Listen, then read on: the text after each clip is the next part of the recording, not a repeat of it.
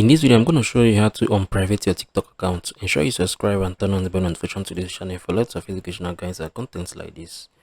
Our TikTok account is currently private, right?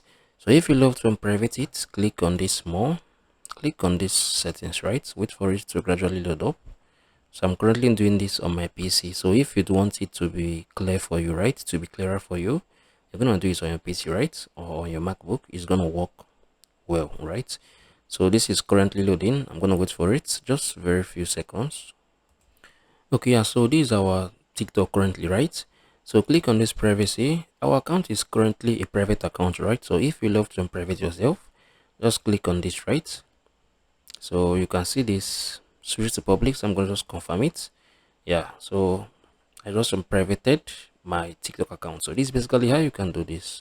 If you find this video helpful, share your thoughts below in the comment section. Thank you guys for watching through. I'm going to see you on the very next video.